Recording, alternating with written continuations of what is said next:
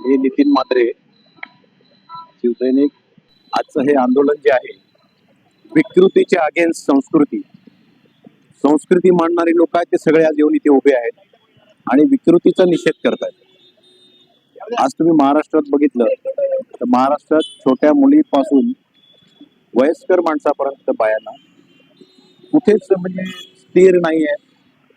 प्रत्येक जवळ सगळ्यांमध्ये भीतीचं वातावरण आहे आणि ते नष्ट व्हायला पाहिजे, जागृती व्हायला पाहिजे. म्हणून आम्ही सगळे संस्कृती मांडणारे लोक आहेत ती आज रस्त्यावर आलेले. किमान या गोष्टीचा सगळ्यांनी निषेध केला पाहिजे. यात कुठल्या गोष्टीचं राजकारण नाही आहे. प्रत्येक घरामध्ये एक आई तरी त्याची बाई असते किंवा बहीण तरी असते. महिलांचं संरक्षणच करू शकणार नाही.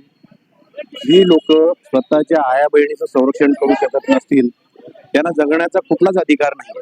त्यामुळे संस्कृती मांडणाऱ्या लोकांनी या विकृतीचा निषेध केला पाहिजे आणि या गोष्टी जेव्हा घडतील त्याला पूर्णपणे उतरून त्याचा विरोध केला पाहिजे. एवढं या प्रसंगी सगळ्यांना मेसेज देतो. यात कुठलंही राजकारण न आणता विकृतीचा निषेध प्रत्येकाने केलाच पाहिजे, तरच आपली संस्कृती टिकेल. नमस्कार, मी ओनिल आलमेडा, जिल्हाध्यक्ष वसई विरार शहर जिल्हा काँग्रेस. आपल्याला माहिती आहे बदलापूरची घटना जी 13 ऑगस्टला घडली आणि प्रत्यक्ष पालक मुलींना घेऊन ज्या वेळेला शाळेत जातात त्यावेळेला त्यांना उडवाउडवीची उत्तरं दिली जातात आणि पोलीस स्टेशनला गेल्यानंतर 12 तास त्यांना थांबवून ठेवलं जातं. म्हणजे केवळ संचालक RSSC किंवा BJPचे संबंधित आहेत म्हणून त्यांची तक्रार नोंद करायची नाही, ही जी मानसिकता आहे ही एकदम ह्याचा निषेध केला पाहिजे आणि त्यासाठी आज जनता रस्त्यावर आहे. त्याच्यामध्ये कुठल्याही प्रकारचा राजकारणाचा विषय नाही. आपली मुलं ज्या वेळेला शाळेत जातात, जो शिक्षेचा अधिकार त्यांना आहे आणि त्याच्यामध्ये शाळेत जर मुलं आणि मुली सुरक्षित नसतील तर मग जनता काय करणार? जनता कामावर जाते. आपण कामावर गेलेले असताना मुलं आपली शाळेत सुरक्षित आहेत अशी एक भावना असते, परंतु सरकारनेच दबाव आणून जर FIR दाखल करायचा नाही अशी जर भूमिका घेतली तर फार वाईट परिस्थिती आहे. या अगोदर देखील आपण पाहिलेलं आहे. मनोवादी सरकार, मोदी सरकार म्हणा किंवा खोके सरकार म्हणा, महाराष्ट्रातला अनेक घटना अनेक ठिकाणी घडत असतात, अनेक घटना दाबल्या जातात. वसई विरारमध्ये देखील अशा प्रकारच्या घटना घडतात. वेगळ्या प्रकारे त्याला दबाव तंत्राने दाबल्या जातात. त्या देखील उजेडात जेव्हा येतील तेव्हा आपल्याला कळेल की वसई विरारमध्ये देखील हे लोण पेटलेलं आहे आणि ही जी भावना आहे स्त्रीचा आदर करायचा, मुलींचा आदर करायचा जी भावना आहे, मनोवादी जी वृत्ती आहे, त्याच्यामुळे लोप पावत आहे की काय अशी शंका लोकांना येत चालली आहे. म्हणून लोक रस्त्यावर आहेत आणि त्याचा निषेध व्यक्त करण्यासाठी आज पारनाका येथे सर्व जनता जमलेली आहे, महिला जमलेल्या आहेत. माझं नाव प्रथमेश राऊत, शिवसेना उबाटा वसई शहर प्रमुख. आज आपण पाहत असाल की महाराष्ट्रामध्ये जी परिस्थिती घडली आहे आणि बदलापूरचं प्रकरण असेल, नाशिकचं प्रकरण असेल आणि वसईपासून जवळ असलेलं नालासोपारातलं जे प्रकरण असेल, या सगळ्या घटनांवरती आपण एक नजर घातली की या महाराष्ट्रामध्ये नेमकं चाललंय काय, ही आज परिस्थिती लोकांच्या मनामध्ये आहे. महिलांवरती होणारे अत्याचार, लहान मुलींवरती होणारे अत्याचार आणि शिक्षण संस्था असतील, शाळा असतील, या सगळ्या ठिकाणी माध्यमातून आज लहान मुलांना शाळेत पाठवायचं की नाही पाठवायचं ही परिस्थिती पालकांकडे आज उद्भवलेली आहे. आपण पाहत असाल की या 2-3 दिवसामध्ये महाविकास आघाडीच्या माध्यमातून बरीचशी आंदोलन झाली, शिवसेनेच्या माध्यमातून बरीचशी आंदोलन झाली निषेधाची, आणि काल हायकोर्टाने आदेश दिला की कुठल्याही प्रकारचं आंदोलन करता येणार नाही. म्हणून सन्माननीय महाविकास आघाडीचे नेते उद्धव साहेब ठाकरे, शिवसेना पक्षप्रमुख, यांनी काल संपूर्ण शरद पवार साहेब असतील किंवा काँग्रेसचे काही नेते असतील या सगळ्यांशी बोलणं करून काल हा मूकमोर्चा इथे ठेवण्यात आलेला आहे. अख्ख्या महाराष्ट्रभरात हा मूकमोर्चा होत आहे, निषेध होत आहे, आणि आमच्या वसई शहरात सुद्धा हा होत आहे. संपूर्ण महाविकास आघाडीचे कार्यकर्ते आणि सामान्य जनता यात समाविष्ट झालेली आहे. जमलेलो आहोत. न्याय कधी देणार गृहमंत्री, आणि न्याय कधी देणार आम्हाला? यांना बसून न्याय देणार नाही, यांनी खुर्ची खाली करायला पाहिजे. डॉक्टर लाडकी बहीण योजना कशासाठी दिली? त्यापेक्षा संरक्षण योजना, बहीण योजना, संरक्षण योजना द्या. आम्हाला ते मान्य आहे, पण हे बदलणार नाही. हे माजलेले आहेत, हे गृहमंत्री आणि मंत्री हे माजलेले आहेत. त्यांनी खुर्च्या खाली करायलाच पाहिजे, नाहीतर आम्ही महाविकास आघाडी सगळे रस्त्यावर उतरू आणि यांना हाणून पाडू. आणि यांनी जर असं केलं नाही आणि त्या बलात्कारांना फाशी दिली नाही तर आम्ही रस्त्यावर उतरू. रस्त्यावर उतरून यांना खेचून काढू. यांनी राजीनामा दिलाच पाहिजे. जय हिंद, जय महाराष्ट्र.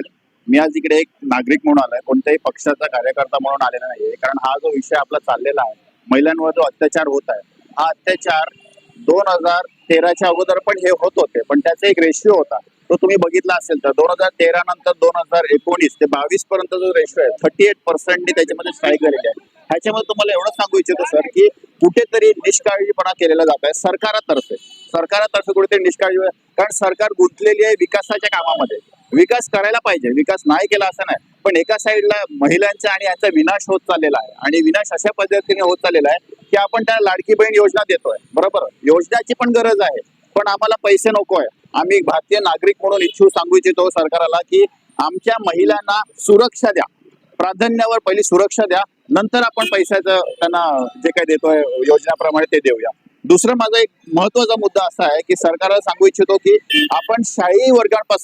आपण शाळेपासून मुलांना आणि मुलींना ह्या विषयावर एक विषय ऍड केला पाहिजे. त्यांच्या विषयामध्ये पुस्तकांमध्ये, पुस्तकी अभ्यासमध्ये त्यांना आपण सेक्स एज्युकेशन हे काय आहे ह्याच्यावर आपण त्यांना प्राधान्य दिलं पाहिजे. आणि शाळेपासून, लहान नर्सरीपासून गुड टच, बॅड टच, म्हणजे कुठे गुड टच असतो आणि कुठे बॅड टच असतो हे त्यांना आपण सुरुवातीपासून शिकवलं तर पुढे जाऊन असे क्राईम जे होत आहेत ते कुठेतरी कमी होत आहेत. आणि तिसरा मला सांगायचा इच्छितो मुद्दा असा आहे सर की हे सगळं झाल्यानंतर पोलीस आणि प्रशासन एवढ्या वेळ थांबलेली, त्याच्यावर काही FIR दाखल झाली नव्हती, तर त्याला कुठेतरी दबाव आहे का? कोणाचा दबाव असेल तर तो कशासाठी आहे?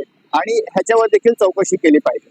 आणि आमचा हा मुख्य मोर्चा करायचा हेतू असाच आहे की सर कसं आहे माहितीये का की ह्या विषयावर आपण किती जरी बोलले तरी राजकीय स्टंट करण्यापेक्षा इकडे आपल्याला एवढंच, म्हणजे सरकारला एवढं सांगायचं आहे की आम्ही कोणताही राष्ट्रीय स्टंट करण्यासाठी इकडे आलेलो नाहीत, फक्त महिलेच्या सुरक्षेसाठी इकडे आलेलो आहेत. आणि म्हणून मुख्य मोर्चा आहे, कोणतीही घोषणाबाजी केलेली गेली नाहीये इकडे, आणि कोणत्याही पक्षाचे चिन्ह देखील आम्ही जास्त वापरलेले नाही आहेत. कारण हा मुख्य मोर्चा जो आहे तो महाविकास आघाडीतर्फे आपण महाराष्ट्र बंद सांगितलेला, पण हायकोर्टने त्याच्यावर हे काढलं, आपलं बंदी आणली आणि सांगितलं कोणत्याही पक्षाला बंद करायचं आहे. मग समजा राष्ट्रीय पक्षाला म्हणजे महाराष्ट्र बंद करण्याचा अधिकार नाहीये, तर मग सरकारला जाग येण्यासाठी आम्ही हे आज मुख्य मोर्चा करतोय.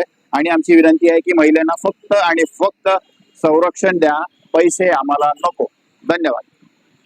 माझं नाव व्हॅलेंटाईन मिरची आहे, मी वसईमध्ये राहतो. आजचा जो मुख्य मोर्चा आहे हा कुठला पक्ष म्हणून नाही आहे. आजचा जो झेंडा, जो बॅनर आहे तो कुठल्या पक्षाचा बॅनर नाही आहे. हा समस्त नागरिकांचा, समस्त त्रस्त झालेल्या महिलांच्या वतीने, महिलांनी पुरुष म्हणून हा आजचा बॅनर खाली आजचं हे मूक मोर्चाचं आंदोलन आहे. आणि एक जोरदार निषेध आहे. सरकार जे आहे ते सरकार अनेक गोष्टीवर गुन्हे दाखल करते, छोट्या मोठ्या गोष्टीवर गुन्हे दाखल करते.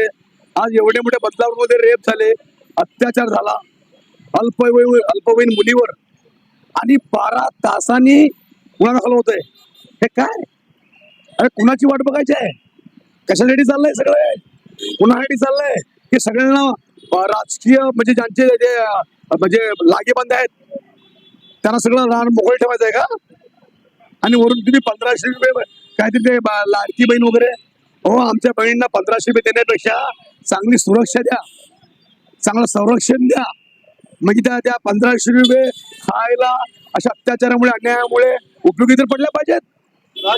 आणि देशामध्ये तुम्हाला सांगतो की देशामध्ये हे संपूर्ण वाढत चाललेलं प्रकार 3 वर्षापासून 2-3 वर्षापासून हे वाढत चाललं. इकडे रेप तिकडे रेप आणि नुसता रेप होत नाही, मारून टाकला जातं, डोकं ठेचलं जातं, जाळून टाकलं जातं.